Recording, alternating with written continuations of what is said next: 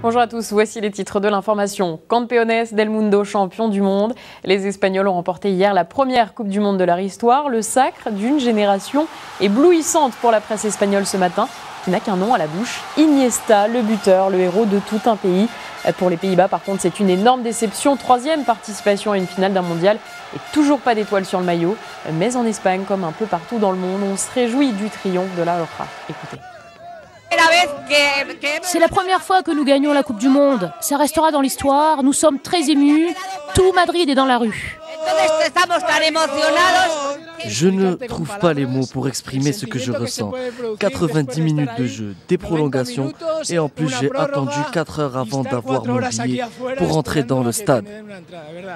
Et le roi Mohamed VI a adressé ses félicitations au roi d'Espagne Juan Carlos et au Premier ministre espagnol José Luis Zapatero. Le souverain marocain a félicité le peuple espagnol pour cet exploit sportif qui confirme le rayonnement du football ibérique à travers le monde. La foule des grands jours était justement réunie à Kampala en Ouganda pour regarder cette finale de la Coupe du Monde lorsque 2 attentats ont frappé la capitale. Le bilan est très lourd, 64 morts. Les Somaliens d'Al-Shabaab seraient à l'origine de ces attaques. Hasna Belmeki. Ce devait être un moment de fête pour les centaines de personnes qui s'étaient réunies pour regarder à la télévision la finale de la Coupe du Monde. L'instant a viré au cauchemar. La première explosion s'est produite dans un restaurant éthiopien de Kapalagala, une banlieue fortement peuplée de la capitale ougandaise. L'autre déflagration a littéralement soufflé le club de rugby du district de Siandoda, situé à l'est de la ville. Le bilan de ce double attentat est lourd. Au moins 64 morts et des dizaines de blessés. Un ressortissant américain figure parmi les victimes. C'était une explosion terrible, c'est tout ce que nous savons. Nous ne sommes pas sûrs. Je ne peux pas vous en dire plus, si ce n'est que c'était une énorme explosion. Si les attentats n'ont toujours pas été revendiqués, la police évoque déjà la piste terroriste islamiste.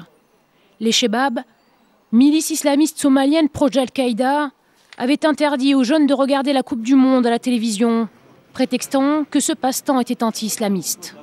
Il y a une semaine déjà, 2 Somaliens ont été assassinés et 3 autres blessés par une grenade lancée par des inconnus, alors que ces derniers regardaient en groupe la demi-finale du mondial, l'Espagne-Allemagne. Pour savoir qui sont les Shebab, nous étions tout à l'heure en direct avec Khalid Chegraoui, spécialiste de l'Institut des études africaines de Rabat. Il nous explique d'où vient cette rébellion et comment les Shebab sont liés à Al-Qaïda. En fait, le groupe d'Al-Shabaab est un ensemble de jeunes des écoles coraniques, principalement de la Somalie. Ils faisaient partie avant du groupe relié aux tribunaux islamiques salafistes qui ont pactisé plus ou moins avec les autorités somaliennes et les instances africaines et dont le leader, Cheikh Sharif Ahmed, est arrivé à la tête de l'exécutif somalien.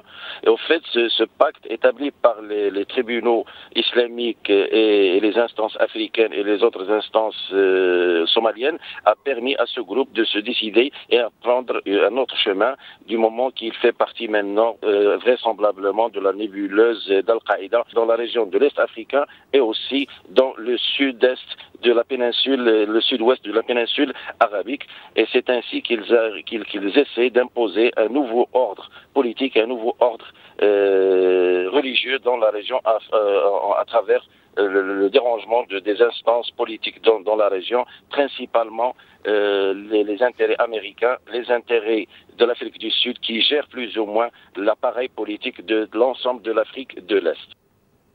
C'est sa première visite en Tunisie et tout est fait pour renforcer les liens entre les deux pays. Bachar el-Assad, le président syrien, se rend à Tunis aujourd'hui pour rencontrer Zinabedine Ben Ali. Une visite officielle avec son épouse pour que les relations de coopération continuent.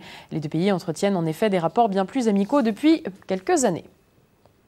On reparle de la flottille humanitaire de Gaza. Un rapport d'enquête a été publié. Ils mettent en cause le commandement militaire israélien. Des erreurs auraient été faites par les militaires de l'État hébreu.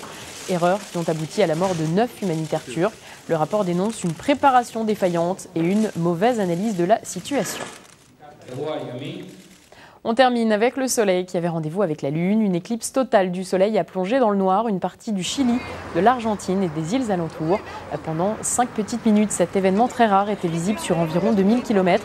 Des séjours touristiques avaient même été organisés pour l'occasion. Et pour la prochaine, il faudra attendre novembre 2012. Ce sera dans le Pacifique.